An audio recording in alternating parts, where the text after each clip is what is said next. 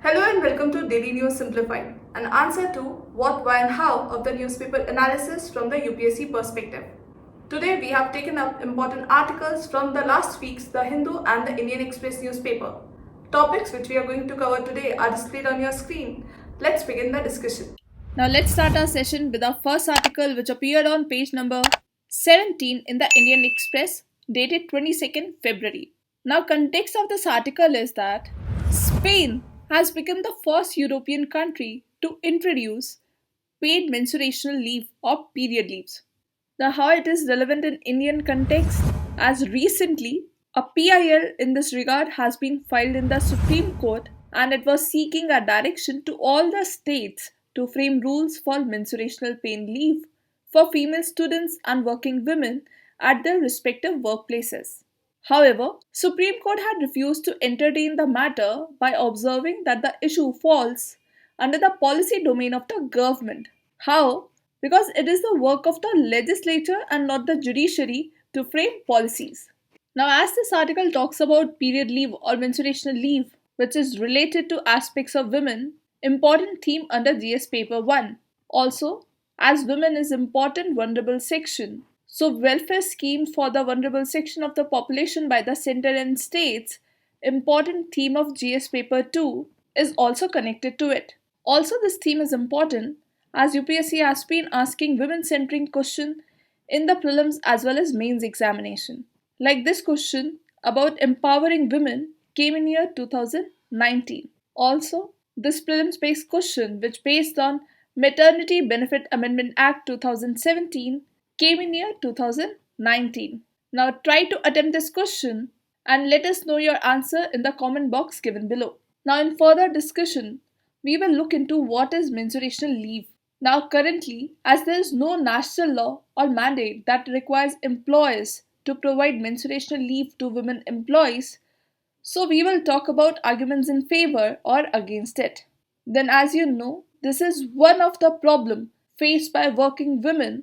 So for a broader picture, we'll look into the challenges for female workers in India and then we'll end our discussion with a way forward. So let's begin our discussion.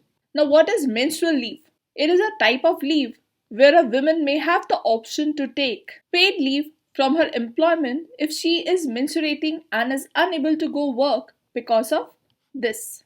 Now, let us understand the current scenario of menstrual leave in India. It started in year 1992. How?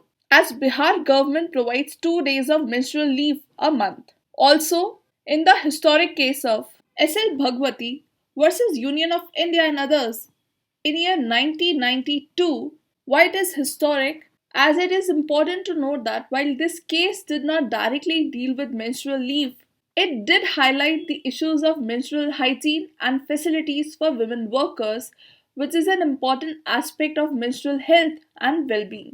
Then year 2017, Parliament of India rejected a private member's bill, that is Menstruation Bill 2017, which called for a 2 days menstrual leave. Then in 2017, India's digital media company Culture Machine became the first Indian company to introduce a menstrual leave policy, which further followed by Swiggy, etc. Now, this timeline is with respect to India. Now, globally, Japan was the first country to implement this policy in year 1947. Across the globe, menstrual leave policies exist in countries like Sweden, Italy, etc. Now, as we have already discussed that there is no national law or mandate that requires employers to provide menstrual leave to women employees, so let us understand what is the significance of providing menstrual leave and what are the arguments against it. So let's start with the arguments in favor of menstruational leave. The first is acknowledging the pain and discomfort. Now, making period leave available to students and women in the workforce will be an important step towards acknowledging and addressing the often disturbing pain and discomfort that so many are often forced to work through. Second is reducing the stigma. How? By acknowledging it that it is a normal and natural bodily process. Next is that it will promote gender equality. How? as period leave policies would contribute to be inclusive and accommodating workplaces and classrooms. It's better to understand this point with the help of example. Now, according to a report, Dignity for Her by Dasra in 2015 observed that girls tend to miss school 6 days a month on an average. Why? Due to inability to manage their periods at school. So eventually, it contributes to almost 23% girls dropping out of school on reaching puberty. So, by providing menstrual leave, this drop count of girls can be reduced, whether in college or in school. Next is that it will enhance productivity. How? As women can be more productive if they are given the opportunity to take time off during their menstrual periods and return to work or school feeling regenerated and better able to concentrate on their duties.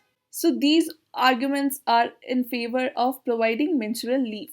Now, let us understand few concerns related to it. The first concern is that it create further discrimination. How?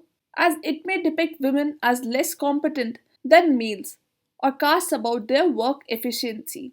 As some section of the society is arguing that it is discriminatory in nature and biased towards female workforce and putting male workforce at the disadvantage. Next is reluctance in hiring women. Why? Because the possibility that the perceived financial and productivity costs of mandatory period leaves could make employers even more reluctant to hire women. Next is that it will reinforce gender stereotypes. How? As it will contribute to the assumption that women are weaker and less capable than males, which could have long term detrimental effects on women.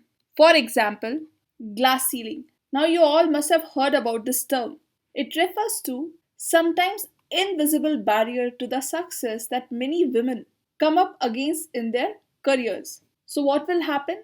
This leave will reinforce this glass ceiling effect or impact in every industry. Also, some of you heard about this that it is one of the reason to stall the passing of women reservation bill in parliament by reinforcing that women are weaker and less capable than males. So these are the arguments against menstrual leave. Now, having discussed the arguments in favor and against, and we have already discussed that paid menstrual leave topic, is one of the issues faced by women. Issues pertaining to women in India has a broad spectrum. So we have taken up issues related to working women in India as this news is related to a aforesaid issue. Now here you must have heard about the labor force participation rate LFPR. Now labor force participation rate of women in India was just 25% in 2021 and it was 42.7% in 2004 and 5.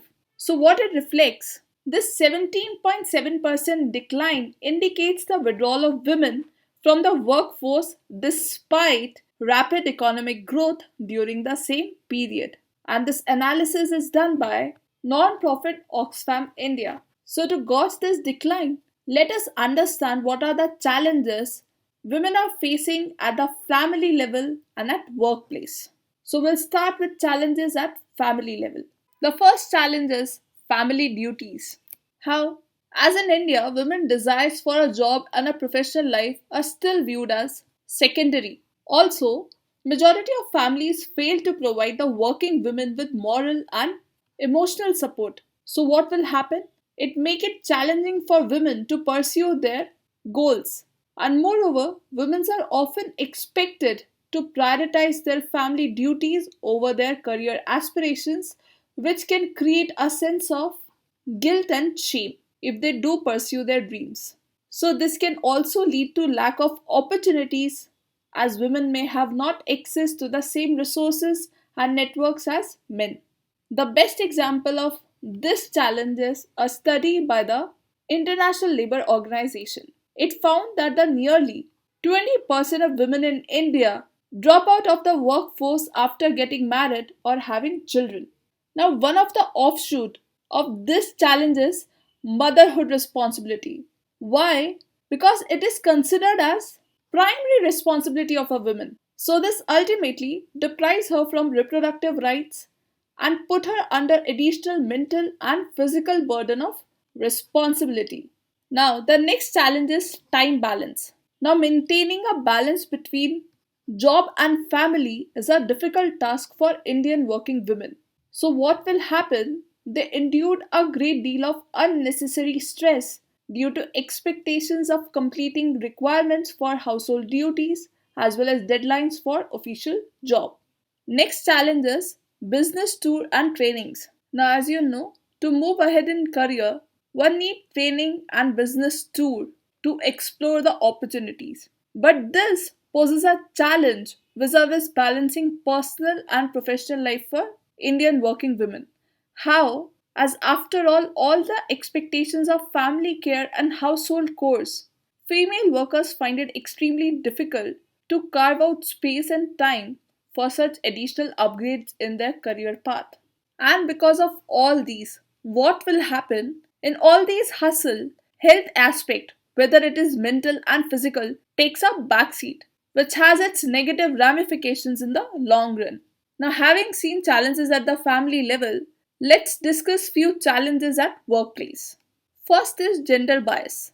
Now, how this is a challenge? As Indian society supports male dominance in all major, important, and challenging tasks, whereas women are considered to be weak and only capable of bearing lesser work pressure at the workplace. Now, the best example of this is that recently Indian Army institution, which is famous for work ethics, has decided to promote women to the ranks of colonel, that is opportunity for commanding roles in the army for the first time. So you can imagine how deep the gender bias has ingrained in our society. Next challenge is maternity leaves. Now, how it is a challenge? As recently government introduced Maternity Benefit Amendment Act 2017 with a very good intention, but it is not very effective and created unintended consequences. How? As employers may see women as an additional cost if they go for 24 weeks of maternity leave and prefer hiring men. So, same scenario may be repeated in the case of paid menstrual leave. Next challenge is pay disparity. Now, Equal Remuneration Act 1976 provides equality in remuneration, but it has seldom been exercised. In fact, Indian working women are usually underpaid. This you can best understand with the help of example that according to World Inequality Report 2022, men earn 82% of the work pay while women get only 18% of it. You can see the stark difference between the two even after Equal Remuneration Act. Next challenge is mental and sexual harassment. As for Indian women, the biggest struggle each day is to maintain their purity at their residences, in their educational institution, at work, and while traveling also. So, women are finding that their concerns are not being effectively addressed by their employers despite the rise in numbers. So, how these acts are backfiring women? Because similar to Maternity Benefit Act, Sexual Harassment of Women at Workplace act as a deterrent for bringing diversity in teams, and most managers feel comfortable making all men team. Also, a report by World's India's Chamber of Commerce and Industries, that is WICCI, Council of Ethics, found that 55.2% of people who face sexual harassment decided not to file a complaint, thus hinting that the provision of the Act and their execution have largely failed to instill confidence in female workforce. Next challenge is lack of sanitation facility. Now, women suffer as a result of a lack of sufficient sanitation facilities in the workforce. Only around 29% of women over the age of 15 participate in the labor. At least part of the reason for this could be traced to women's lack of safety, which could be linked to their lack of access to bathrooms. Now, the last is limited representation in leadership roles, which is one of the offshoot of gender bias. How? As women are significantly unrepresented in leadership roles in India, which limits their ability to shape workplace policies and practices. This you can understand with a very good example. According to Deloitte report titled Women in the Boardroom has found that only 17.1% of the board seats in India were occupied by women in 2021. So these are the challenges faced by women at the workplace. And you should always remember that when you are framing answer for your GS paper, try to substantiate points with the help of examples or case study. Now, having seen the challenges at family level and at workplace, let us understand what are the provisions and laws related to women protection. First is Article 15 and 16, as these both permit positive or affirmative action by the government in favor of women and backward communities. Next is Article 39D of DPSP, which talks about equal pay for equal work, while Article 42 talks about maternity leave. Next is fundamental duty under Article 51AE, which calls to renounce practices derogatory to the dignity of women. Next is women are guaranteed one-third seats in the panchayats and municipalities under 73rd and 74th Amendment Act of the Constitution. Next is National Commission for Women, which was constituted under National Commission for Women Act 1990 to review various aspects related to women. Next is Sexual Harassment of Women at Workplace Act 2013, which is a legislative act in India that seeks to protect women from sexual harassment at their place of work. This superseded the Vishaka guidelines for prevention for sexual harassment introduced by Supreme Court of India.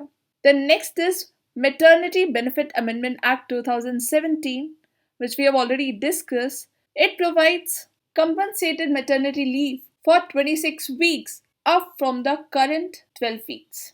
A decision that will benefit approximately 1.8 million women. Now, having discussed the challenges and provisions related to women protection, let us see what are the solutions which can promote women ratio in labor force participation. First is information on company policy. This is much needed. Why? Because women employees must be informed about their company's policy on sexual harassment and gender discrimination to instill confidence in female workers.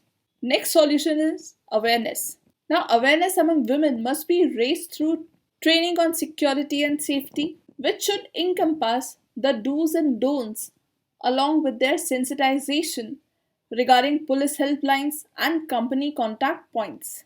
Next is gender sensitization of male employees through training session, which is equally important in this regard. Next is law enforcement. Now, laws and its provision do not work on their own. What is needed is training of those who are responsible for their execution, and enforcement must be taken up. Last but not the least, there is a deliberate need to reshuffle the mindset and beliefs of the family members, employers, colleagues, and public at large. Now, our next article is based on this news, which appeared on page number 12 in the Indian Express, dated 22nd February. Now, this article is related to the recent events in the state of Haryana, where two men were allegedly murdered by the cow vigilance. Now, another development in this case is related to the finding that the murder accused were working as a police informer for Haryana police.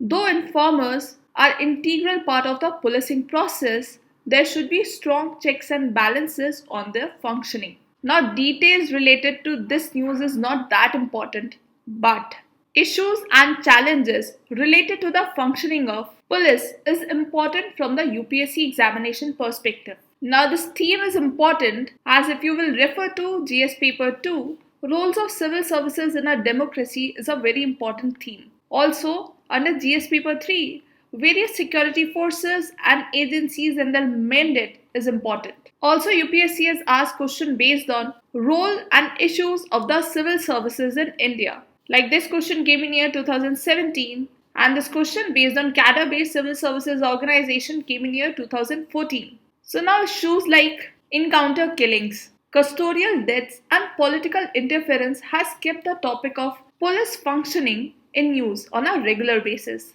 Being integral part of the civil services, debate of police reform is important from the perspective of UPSC examination. So in this discussion, we will look into why need for reform, that is challenges pertaining to the police functioning. Then we'll see various committee for police reform and we'll end our discussion with a way ahead. So let's begin our discussion. Now what is police reform? It as a phrase is an umbrella expression with a number of critical aspects. In brief, police reforms aim to transform the values, culture, policies, and practices of police organizations. It deals with interface of the police with the public with a sense of accountability while being transparently sensitive to the rule of law, democratic values, and human rights. Now let's see various expert bodies those have examined issues with the police organization and functioning over the last few decades. The first is National Police Commission, which came in year 1977 and 81. Next is Ribeiro Committee in 1998, Padmanabh, which came in year 2000. Next is Malamat Committee 2002 and 3. Next is Police Act Drafting Committee in 2005. Then next is very famous Supreme Court directions in Prakash Singh versus Union of India in 2006. Then in 2007 came in second ARC Commission, and in 2015 Police Act Drafting Committee second came. So these are the various expert bodies which have examined issues with police organization and functioning. Now having seen what is police reform, let's see why we need reform. So let's start with the first one, that is continuance of colonial police. Now, in the wake of the revolt of 1857, the British enacted Police Act of 1861.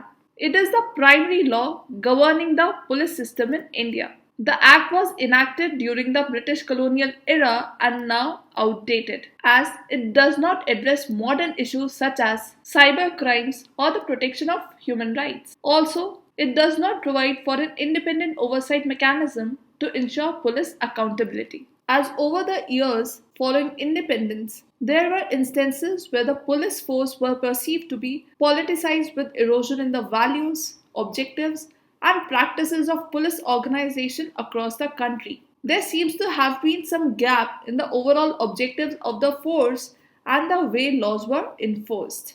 Next need is police accountability, as there are many grievances against the police such as unlawful arrest, unlawful search, custodial deaths, torture in custody, corruption issues, and misuse of law for personal or political gain. Now often these allegations goes unnoticed or police official go scot-free. Now next need is custodial death, as a total of 4,484 deaths in custody have been in the last 2 years and 233 in alleged police encounters across India. Now custodial death is perhaps one of the worst crimes in a civilized society governed by rule of law. It is a crime against humanity and violation of human rights. So there is need of reforms for much more accountability. Now next is law on custodial torture. Now India is a signatory of United Nations Convention Against Torture and Other Cruel Activities since 1997. But India has not ratified, as India do not have any comprehensive law on torture. Despite the recommendations of the Law Commission in 2017 for an anti-torture law, government has not taken any action in this regard. Next is political interference. Now in India, political executive, that is ministers, has the power of superintendence and control over the police forces to ensure their accountability. However, Second Administrative Reform Commission has noted that this power has been misused and ministers have used police forces for personal and political reasons. Further, Now next need is infrastructural deficit. Now CAG audits have found shortage in weaponry with state police forces. For example, Rajasthan and West Bengal had shortages of 75% and 71% respectively in required weaponry with the state police forces. Also, the Bureau of Police Research and Development has noted a 30.5% deficiency in stock of required vehicles with the state forces. Now next need is with respect to vacancies. How, as state police forces had 24% vacancies, that is about 5.5 lakh vacancies in January 2016. Hence, while the sanctioned police strength was 181 police per lakh persons in 2016, the actual strength was 137 police. And also note that United Nations recommended standard is 222 police per lakh persons. So this gap results into an overburdened police. Next need is with respect to sloppy crime investigations. Now crime investigations require skill, training, time and resources and adequate forensic capabilities and infrastructure. However, the Law Commission and Second Administrative Reforms Commission have noted that the police officers often neglect this responsibility because they are understaffed and overburdened with various kinds of tasks. Further, they lack the training and the expertise required to conduct professional investigations. They also have insufficient legal knowledge, and the forensic and cyber infrastructure available to them is both inadequate and outdated. Last but the very important aspect is public perception. Now, police requires the confidence, cooperation, and support of the community to prevent crime and disorder. For example, police personnel rely on the members of the community to be informers and witness in any crime investigation. As we have seen in the recent events in the state of Haryana, where the murder accused were working as a police informer for Haryana police. Now, second, Administrative Reforms Commission has noted that police public relation is an unsatisfactory state. Why? Because people view the police as corrupt, inefficient, politically partisan, and unresponsive. Now, these are the important challenges pertaining to police functioning. Now, let's discuss few solutions which can further improve the functioning of police. Prakash Singh versus Union of India in 2006 provided certain guidelines to improve the police functioning. Some of them are as follows. The first one is to constitute a state security commission in every state that will lay down policy for police functioning, evaluate police performance, and ensure that state government do not exercise unwarranted influence on the police.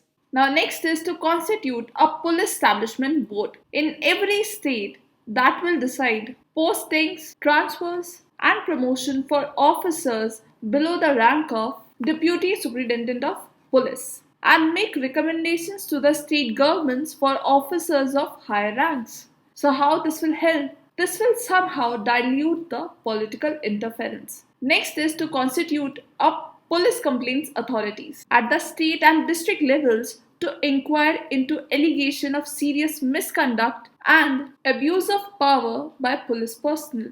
Next suggestion is to provide a minimum tenure of at least 2 years for the DGP and other key police officers. For example, officers in charge of a police station and district within the state forces and the chiefs of the central forces to protect them against arbitrary transfers and posting. Next is to ensure that the DGP of the state police is appointed from among 3 senior most officers who have been impaneled for the promotion by the Union Public Service Commission on the basis of length of service, good record, and experience. Next is to constitute a National Security Commission to shortlist the candidates for appointment as Chief of the Central Armed Police Forces. Next is to separate the investigating police from the law and order to ensure speedier investigation, better expertise, and improve rapport with the people.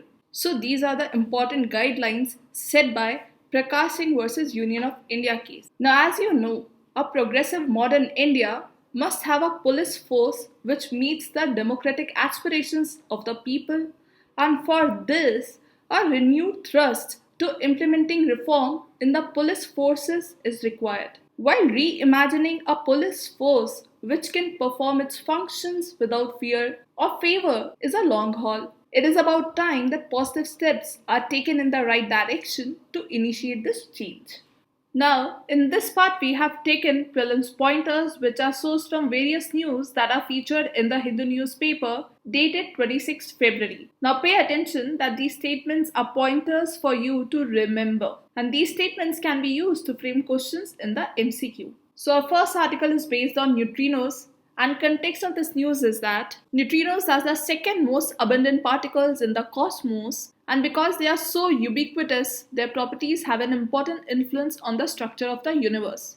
An open question about neutrinos is that whether they are their own antiparticles. An experiment in Japan recently reported that it failed to find a strong evidence that this is so, ruling out a few theories trying to explain neutrinos' many mysterious properties. Now, this theme is important as UPSC has already asked question based on world's largest neutrino detector, that is IceCube, in year 2015. And answer of this PYQ is option D. Now let's come to the practice question. The first statement is that they are one of the most abundant particles in the universe and are constantly produced by various nuclear reactions. Now, neutrinos are subatomic particles that are fundamental building block of the universe. They are one of the most abundant particles in the universe and are constantly produced by various nuclear reactions. So this statement is true. Now let's come to the second one. One of the most fascinating things about neutrinos is that they can change flavors as they travel through space or matter. Now this statement is correct, and this phenomena is known as neutrino oscillation, which was first predicted by physicists in the 1960s and was later confirmed by experiments. So this statement is true. Now let's come to the third one. Neutrinos interact very weakly with matter, hence making them unsuitable probe for studying high energy astrophysical phenomena such as supernova and black holes. Now one of the reasons why neutrino is important because they interact very weakly with matter, hence making them unique probe for studying high energy astrophysical phenomena such as supernova and black holes. So this statement is false. Now let us quickly see important aspects related to neutrino. First, we have already studied that they are abundant as they are one of the most abundant particles in the universe with billion passing through our bodies every second. This abundance makes them important for studying the structure and evolution of the universe. Second is they interact weakly with the matter and making them a unique probe for studying high energy astrophysical phenomena. Also, they can penetrate dense matter such as Earth's core without being absorbed. Third, they have small mass. While the mass of neutrinos is still not precisely known, it is clear that they have a very small mass compared to other subatomic particles. This makes them important for understanding the nature of mass and the Higgs field. Then next is that they come in different flavors. What does it mean? That it come in different flavors like electron, muon, tau, and can change from one flavor to another as they can travel through space. Now studying this phenomena, we already know that this is known as neutrino oscillation, which provides insight into fundamental particle physics. Then last is that they may solve mysteries, like the origin of dark matter and the excess of matter over antimatter in the universe. Our next question is based on this article, and this article is about James Webb Space Telescope, which is a revolutionary technology which will study every phase of cosmic history from within our solar system to the most distant observable galaxies in the early universe. It is considered a successor of the Hubble telescope, and it is most powerful infrared telescope of National Aeronautics and Space Administration, that is NASA. Also, it is joint collaboration among NASA, European Space Agency, that is ESA, and Canadian Space Agency, that is CSA. Now let's come to the first statement. James Webb Telescope is the most powerful ultraviolet telescope currently deployed for space exploration. Now, as you know, it is infrared based telescope, so this statement is false. Second is, James Webb Telescope sensitivity will help astronomers to compare the faintest, earliest galaxies to today's grand spirals and ellipticals, helping us to understand how galaxies assemble over billions of years. Now, this statement is true as James Webb Space Telescope's infrared sensitivity will help astronomers to compare the faintest, earliest galaxies to today's grand spirals and ellipticals. Now, let us quickly see important aspects related to James Webb Space Telescope. Now, the science goals for the Webb can be grouped into four main themes. The first is end of the dark ages, that is first light and reionization. James Webb Space Telescope will be a powerful time machine with infrared vision that will peer back over 13.5 billion years to see the first stars and galaxies forming out of the darkness of the early universe. Second is assembly of galaxies. This we have already studied that how its infrared sensitivity will help astronomers to compare the faintest, earliest galaxies to today's grand spirals and ellipticals. Then next is birth of stars and protoplanetary system. James Webb Space Telescope will be able to see right through into massive clouds of dust that are opaque to the visible light observatories. For example, Hubble telescope. The next is planetary system and the origins of life.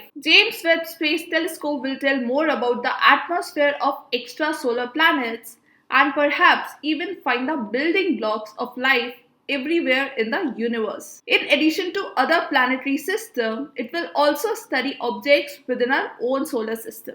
And our last question is based on this article, and context of this article is, as recently India's Unified Payments Interface, that is UPI, and Singapore Pay Now were officially connected to allow for real-time payment linkage. And with this, Singapore is the first country with which cross-border person-to-person payment facilities have been launched. How this will help? It will anchor trade, travel and remittances flow between the two countries. For example, this would help the Indian diaspora in Singapore, especially migrant workers and students, and bring the benefits of digitalization and fintech to the common man through the instantaneous and low-cost transfer of money from Singapore to India and vice versa. So the first statement is the recently established UPI and Pay Now link will enable instant bank transfers from all the scheduled commercial banks in India to Singapore. Now this statement is false because for users at the India end, State Bank of India, Indian Overseas Bank, Indian Bank and ICICI will facilitate both inward and outward remittances, while Axis Bank and DBS India will only facilitate inward remittances for now. So not all the scheduled commercial banks are eligible for this. Next is person-to-person remittances between India and Singapore are only allowed for purposes of maintenance of relatives abroad and gifts. Now this statement is true. Now that's all for today. Stay tuned for more such updates.